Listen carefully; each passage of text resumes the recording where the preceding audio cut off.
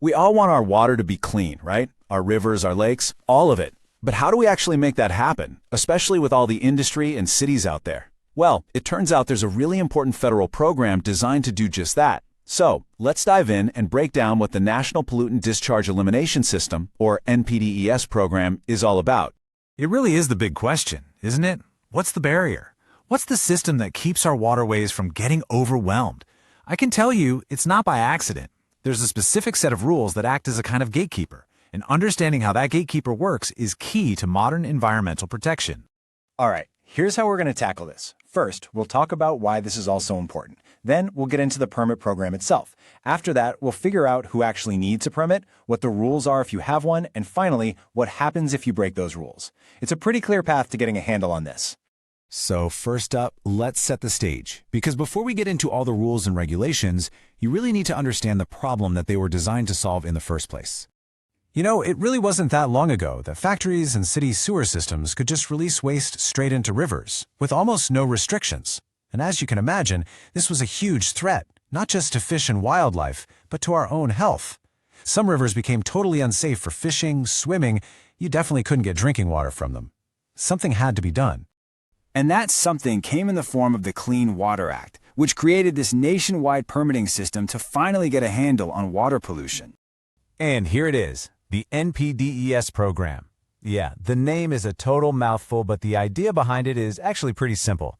The best way to think about it is like a driver's license, but for discharging stuff into water. You can't just go and do it. You need a permit, and that permit lays out exactly what you can and can't do to make sure you're not causing any harm. The whole program works in a really logical step-by-step way. First, you identify where the pollution is coming from. Then, you use science to figure out, okay, how much can this river or lake actually handle? Based on that, you issue a permit with very specific limits. And finally, you have to monitor and report everything to make sure people are actually following the rules. It's a complete system, from start to finish. So that brings us to the really practical question that a lot of people have. Who exactly needs to get one of these permits? Let's get into it. The law really boils it down to these three key phrases. You need a permit if you are releasing a pollutant from a point source into waters of the U.S. Simple enough, right? But the trick is understanding what each of those terms actually means in this context. Let's start with pollutant. The definition here is incredibly broad. We're not just talking about scary, toxic chemicals. It can be something as simple as gravel or sand or even hot water from a cooling system. Pretty much, if it's a waste product from some kind of human activity and it's headed for the water, it's probably going to be considered a pollutant. Okay, next up is point source. This is another super important one. It just means that the pollution is coming from a single identifiable spot. The classic example everyone thinks of is a pipe coming out of a factory. But it could also be a ditch or a tunnel or any kind of specific channel.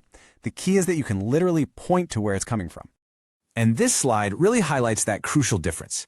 The NPDES program is laser-focused on those point sources. What it doesn't cover is something called non-point source pollution. Think about general runoff from a huge farm field after it rains. That's coming from a wide, spread-out area, not a single pipe. That kind of pollution is managed differently, outside of this specific permit system. So when you put all that together, who falls under these rules? Well, it's a pretty wide net. We're talking about all kinds of factories, the wastewater treatment plant that serves your community, big construction projects, large-scale animal farms, often called CAFOs, and even the stormwater drainage systems you see in cities and towns. Okay, so let's say you're one of those operations and you have a permit. What does that actually mean? What do you have to do? Let's look at the main responsibilities.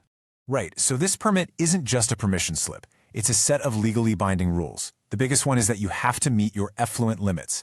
That's the absolute maximum amount of a pollutant you're allowed to release. Then you have to constantly monitor what you're discharging, take samples, and report all that data back to the regulators. It proves you're following the rules. And these permits don't last forever. You have to reapply before they expire. And finally, if something goes wrong and you violate your permit, you have a legal duty to report it right away. And that brings us to our last section, which is a big one. What happens if someone who's supposed to have a permit doesn't get one, or if they have one and they just ignore the rules? Let's be clear, the Clean Water Act has real teeth. This is not a system that relies on a gentle suggestion to do the right thing. The consequences for not complying are designed to be serious, and they act as a major deterrent. Let's look at just how serious they can be. So for a civil violation, that means non-criminal, the fines can be huge. The law allows for penalties of up to $25,000, and that's per day, per violation. You can imagine how quickly that would add up for a facility that's just ignoring the rules day after day. Now, if the violation gets so bad that it becomes a criminal matter, the penalties get even steeper. If it's a negligent violation, meaning it was careless, fines can still be up to $25,000 a day. But for knowing violations, where someone intentionally broke the law, those fines can double to as much as $50,000 a day. Plus, criminal charges can mean prison time. And this is the most serious penalty of all. It's called knowing endangerment. This is when someone breaks the rules on purpose, and in doing so, they put another person in immediate danger of being seriously hurt or even killed. This is taken incredibly seriously, and it can carry a prison sentence of up to 15 years. The takeaway here is that these rules are not suggestions. So when you take a step back and look at the whole thing, the NPDES program is really one of the most important tools we have for protecting the environment. It creates a system where our economy can function, but with clear, enforceable rules in place to make sure we're protecting the water we all share and rely on. This whole system of permits and rules is absolutely essential for keeping our major waterways healthy. But it does make you think about the bigger picture. The law sets the baseline for industry, but what about the rest of us?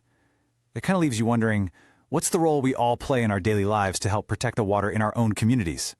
If you found this helpful or want to stay updated when this regulation changes, subscribe and support the channel. And if you need the full technical details on this CFR, click the link in the description below. See you next time.